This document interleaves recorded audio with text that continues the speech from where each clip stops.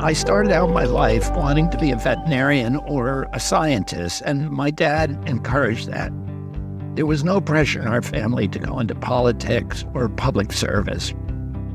When he died, I felt kind of an obligation to pick up the torch that he had dropped. And so I changed my career trajectory to align it more with his. I think everybody in my family really feels that a lot of my father's goals and ideals are worth pursuing. And I ended up going to Harvard, which my dad did, and I went to the University of Virginia and became a lawyer and went into the DA's office, which was all very much aligned with my father's path. But I wasn't meant for that space, and I think partially my addiction was a reaction to that misalignment. I was doing things in my life that I was not intended to do. When I got sober, I reassessed my life and said, I've got to get back to what I wanted to do myself, which was something to do with the outdoors. And so I went to work as an attorney for fishermen on the Hudson River, suing polluters. The last artifact of democracy is, in our country, are the law courts, where little guys can get a voice. That's your dove.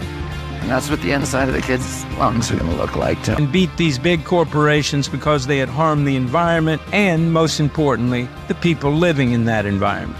It's a fight he's been in his whole adult life. This battle that we're all fighting for today, that you're on the front lines of, this is the final battle. This is the battle against ignorance and greed. Protecting the environment, protect animal habitat, protecting the air we breathe, those are not political issues. Those are issues that we should be concerned that our future generations can enjoy. Here's a guy who is not talking about the environment. He is living with the environment. He's engaging with the environment. He is loving the environment. I remember staying over at his house with my sons, and I woke up in the morning and they were all gone.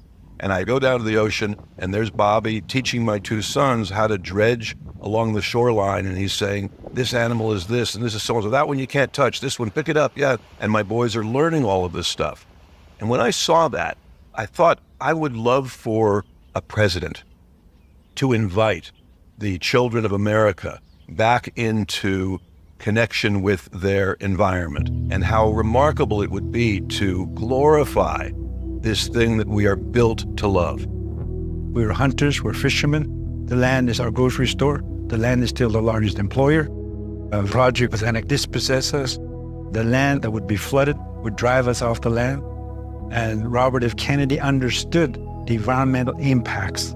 Because of that, this political clout and his concern for a violation of human rights, a concern for a free, prior, informed consent of indigenous peoples, we saved the river and saved the way of life.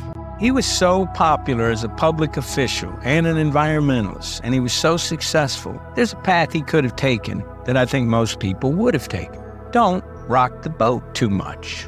Be a corporate-friendly environmentalist. Play by the rules. Let big oil do what they want. Let the chemical companies do what they want. Let all the big ag companies screw over all the small farmers. But he didn't take that path. He couldn't take that path. He knew that the problem with accommodating big corporations is it doesn't make any real change. You need to be courageous to make real change. You need to rock the damn boat. Because the system doesn't just need tweaks at the margins, it actually needs a wholesale rethinking. Yeah, this was when I got arrested in Vieques, 34 days in Guaynabo, which is a maximum security prison in Puerto Rico. The Navy was staging invasions on Vieques that mimicked the Normandy invasion. The people on the island were, almost all of them had been poisoned. The food was poisoned. The fish were poisoned. Curiosity drives his intellect, just as compassion mobilizes his soul. He's talking about power and the nature of power, the manipulation of power, and the exploitation of power. You know, I saw him sue Monsanto on behalf of one man. You know, people said that can't be done, you're not gonna win. I basically would take care of stuff like this. All the trees, all the bushes are supposed to also apply pesticide. I got sick applying the herbicide. And I told my employer, they weren't buying that, and they were like, we hired you to do this, that's what your contract says. And that's what contracts are, right? So I was fired. If my life were a Superman comic book, Monsanto would be my Lex Luthor. My skin was really, really good skin before any of this happened. This thing slowly started.